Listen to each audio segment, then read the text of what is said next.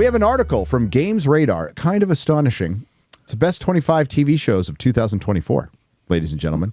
I hope Rings of Power. Wow, there are that many? List. Oh, there were actually, yes, I think, correct me if I'm wrong, Robert, 600 TV shows this year? Yeah, something like that. Yeah. Wow. New TV shows? 600 produced, scripted shows. Well, there's some reality shows that are scripted too. Yeah. At the bottom, 25 Invincible Season 2 Part 2. I didn't hate it, but they dropped the ball with splitting the season into 2 parts. Yes, they did. Oh, yeah, massively. Yes, they did. But, okay, once you see the rest of this list, this is kind of a crime because it's not, Invincible isn't terrible. I like Invincible. Yeah. House of Dragon 24. Now, this is 24. This is I considered. don't know if there's 24 better seasons. I was going to say. No. Not that I think it lived up to season 1, but I don't think that there's 24 or 23 other shows. Ryan, I'm sure you saw. I got blocked by the person immediately, but somebody like went out and said, "Well, because House of the Dragon didn't win any awards," and they're all, "Well, this is what you get when you don't protect your minority actors." And I'm like, "What the fuck are you talking about?" Excuse me. What? They're reaching, man. No, reaching around. HBO told them they could not do the last 2 episodes of the season because of budgetary reasons. Yes. And they decided we'll move it to next season and then we'll shoot it faster, which didn't happen, by the way. It was supposed to come out sooner. And it was a massive fuck up on HBO Warner Brothers. It was a budgetary decision. Yeah, because like this season, it did feel like at the end you had blue balls, like they were building up to something all season long that didn't happen. And it's like, oh, that was supposed to be episodes 9 and 10. It was supposed to be the biggest battle we've fucking ever seen in Game of Thrones. Oh, okay. Well, makes sense then. Well, yeah, it should be the biggest battle you've seen because of their budget. There's another one later, right? But this one's going to be the big one. And it's going to start. What the hell is that doing there? So the Acolyte is above Invincible and House of the Dragon. All right. Wait, this is best? This is what happens when you don't protect your minority actors, okay? This is GamesRadar, so this is not is surprising at all. Yeah. Every single bit of credibility they could have is lost. I will not trust anything. Yes, we all know what happened with the Acolyte. So then we go up to 22. Okay, This show, I don't know. I know of it. Haven't seen it. Things about it, but I never seen it. Yep. You know what? I'm without having seen a second of it. It's better than the Acolyte. All right. It's a good show. It's uneven, but it's a good show. Selena Gomez is off the market now. Just kind of sad. Sorry, Ryan. Why? Because she got fat? No, Not fat. she got engaged. Got engaged Oh. She to Benny She got Blanco. massive tits now. okay. Because of the baby. Because of the baby. The Boys season 4. TDS Didn't the watch show. I didn't watch it either. I dipped out after season 2. Yep.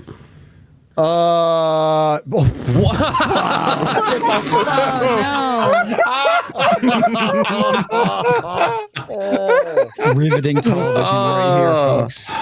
Oh, Batman, man. the Caped Crusader that gave us All's Get outta Walda here. Cobblepot. It's amazing. This year gave us the best portrayal of Penguin in a long time and the absolute worst. And by the way, when was this article written? A couple days ago. Okay. It's like their year-end thing, you know. Okay. The thing with this Walda wasn't that she was ugly; it was that everyone found her attractive. she was she was literally like, like ooh. bringing people to the ship just to look at her. It would have felt a little different if she was right there. basically so powerful and intimidating that she was forcing people to say she was attractive, and like that was an element of the Maybe, character. That's not how maybe. they presented it. Oh, Ryan, I appreciate you trying there. I know nothing about the show. Don't know what this is. No. Borat. It's a Borat. It's like Dancing with the Stars or something. Robert's going to be 18. the only person that's seen all Okay. of this shit on the list. No, I haven't seen that. No, I tried to watch this and couldn't finish it. It was pretty terrible. I was excited about this show because it's a spinoff of Sandman. Yeah, from Sandman. And, it was not great. it was not great. And yeah, poor Sandman. They've been trying to adapt Sandman forever. They finally get a show, and they, in my opinion, they fucked up some things. Constantine, Fucked up a lot of things. and it did well enough to barely get a second season. Then we have all the Neil Gaiman stuff, and that second season will be its last. I promise. Did you ever see the full Constantine series ages ago that then went on to one of the CW things? Yeah, I really no, liked the that. NBC series that was With fucking Matt awesome. Ryan? Is that That his was name? He went into the Future of Tomorrow or whatever the series was called.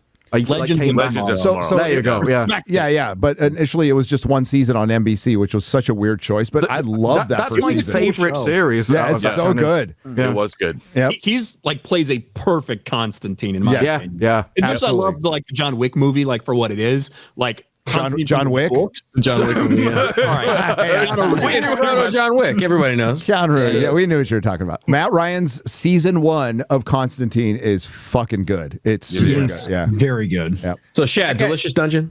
I've watched a good chunk of it. It's actually quite charming and enjoyable. I watched the first episode. I liked it with the kids. I watched it with the You need kids. to check it out. There you go. All right.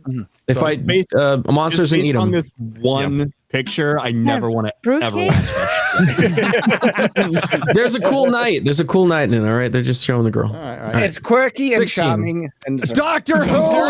Oh. This has one of the most horrific episodes of television I've ever seen.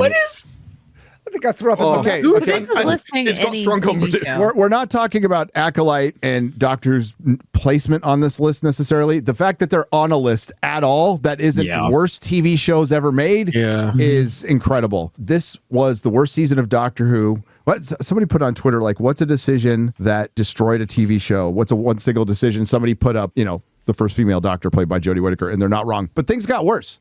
They actually got worse. They got worse in this series. This was like, you thought it was bad at the start, and he was like, no, you've seen nothing yet. You're like, wow, I thought Chibnall was bad. Woo. And some of the episodes are like, they have layers of crap that you have to rewatch multiple times to actually understand just how horrific the message is. It's so sad. Filled with ideology. What's happening I think too. Also, I really like Judy Gatt as an actor. I really like the show Sex Education. I don't know if you guys have watched that with Gillian Anderson. Great show that's set at a British high school, and he was in that show. I think he's a great actor, and I can't believe what they saddled him with. These stories, these scripts. I'd have to see him in more things, because from this, it just seems like he's got exactly one thing that he can do. And it's his character from Sex Education. Yeah. That's all they did. Whenever he tries to do the Doctor, as in, I've seen all of time, I've lost more than you can ever know, he just can't. He's just a happy-go-lucky chappy, and there's no screen presence or like, darkness The 1,000-year stare. He just comes across as happy all the time. Yeah. My favorite performance was in Barbie. Oh wait, was that him? Yeah, he was in Barbie. He was in. That was that other black guy too. Yeah. 15. Agatha. Better than House of the Dragon. House of the Dragon. Better than House of the Dragon. Totally Better than Invincible. Oh my gosh. How could they think that? This is hard for me. Is this like written by one person, or is this like a staff compilation? I'm pretty sure. No, they don't have a staff at GamesRadar. I think it's written by AI. Probably. My favorite thing about this article is when they waited a few days and then Total Film tweeted it out as well. It's like, yeah, you're gonna have to take the bullet this time. Yeah. No, they prompted an AI to make a list to own the chuds. Pretty much. That's Masters of Air. All right. Okay. All right. Yeah. No problem with that. 13. The Bear. Everybody likes the Bear. I haven't seen Everybody it. likes it. No, yeah. Very popular show though. Anybody watch it on? I love it. It's fantastic. Yeah, everybody loves it. Who's seen it? I love this show. Yep. And I didn't think the third season was as good as the second season was, but I did think it was a great show. I mean, again, it aspires to a lot. When you watch this show, you really feel that the people that created this, it's an unusual premise. The acting is great. The writing is really crisp. I wouldn't have thought this would have been in my wheelhouse, but this is what great TV does more so than movies. You'll watch things that don't initially seem like they'll be appealing to you, but then when you start watching them, you're drawn right in and captivated because the show is good. And the creators are showing you a milieu and showing you characters that you've never seen before. That's what we want. I'm going to check it out. Yeah. 12. Supercell. Super. Okay. Supercell. I think I tried to watch this, got 10 minutes in, and like, I can't. I can't. I was have to- Never even heard of it. Yep. What is this on? Netflix. Showrunner Rap Man. I've never even seen it on Superhero my fatigue. Ever. suggested or anything. Remember the comic? It wasn't made for remember me. That's what Ryan and comics. Remember the comic Black? Yes. Where all the I do. black. It's basically X-Men, but all the black people have superpowers. Yeah. So, Basically what it is. All right. You're gonna have to. They must have mislabeled this because I don't feel like they must have added an extra one. There. Exactly. It's a typo. The Penguins number 11. I'm racking my brain to think what else could be above this. I can tell you what show's not on this list is The Gentleman, which it should be. Which are you serious? Yeah, which is a show that I think is better than The Penguin. So it's not even on the list. But Penguin should be number one. Absolutely, number one. It's not though, but there's many above it. Let's see what's next, guys. X-Men 97.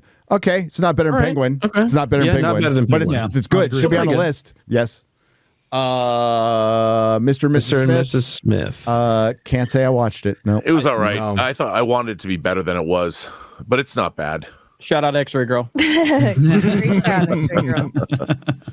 Never heard of this. I've heard great things about Baby Reindeer, I have too. but I never got around to watching it. Oh, it's pretty bananas. This is worth watching. Wild, Yeah. It's about a fat girl who stalks this dude, right? Yeah. And based on a true story. Yep.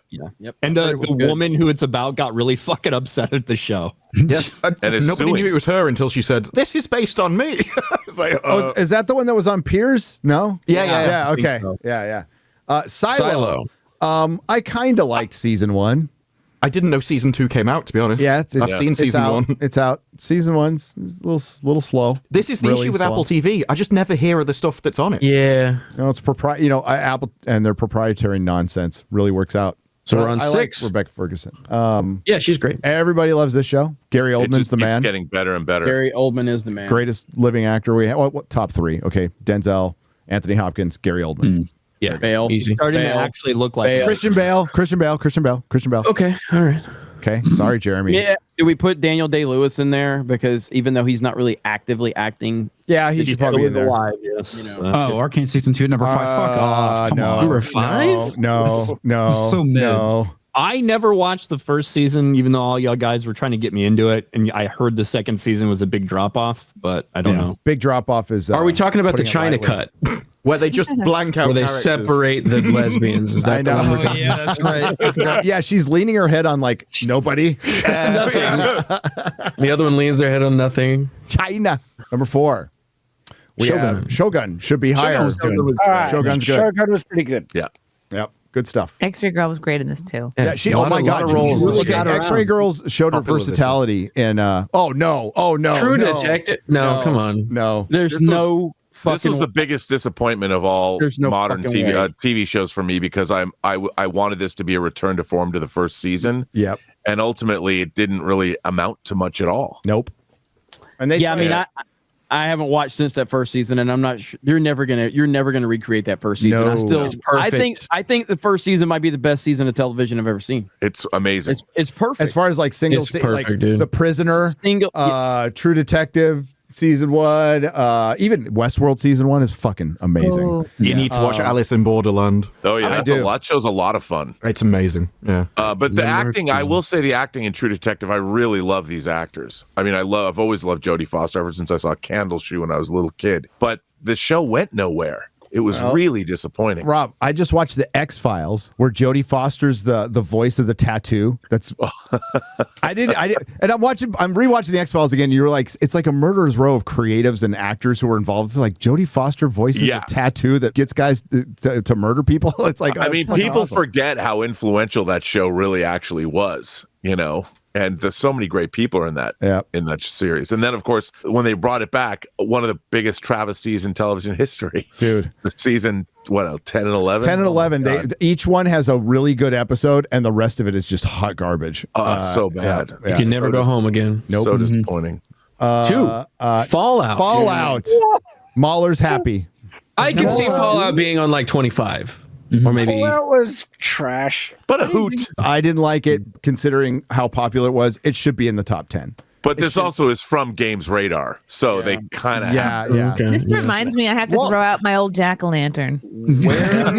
Walton Goggins alone gets him in the 25. It reminds for sure. me how much Marvel fucked up the Red Skull and how much he should have been in it more. Look at that. Looks like the Red Skull. It's just Hollywood without reconstructive surgery. There were like really intriguing Good point. parts of it, and then there were parts where I wanted to just shoot myself in the head, like when I was watching Fallout. Number 1. Number one. What? Wow. Kidding me? What? So Wow. TV show of the basically, what year. you've just done is shown us that the entire list was worthless if this is at the top. Yes. Yeah. Gary, you want to read their reasoning for this? There's got to be something like Darker and more intense than season 1, The Rims of Power season 2 returned us to Middle Earth in turmoil. No, your show's in turmoil. Sauron has risen, and darkness is threatening to fall across the land when Guy Ladriel wants to bang Sauron, because that's what it is. Wants to ride it to victory. Haladriel. So, you know this is what Tom Shippey was pushed for, right? So when specifically this reason, because this was where they were going. This whole shipping thing. When we first heard it, we thought it was a joke. We're like, you got to be kidding me. You're fucking shipping Galadriel and Sauron. Nah, you're joking. That's funny. Haha, you got us. No, that was their point from the beginning. Once Christopher Tolkien, one of the greatest sons who's ever lived, died, Amazon started fucking around.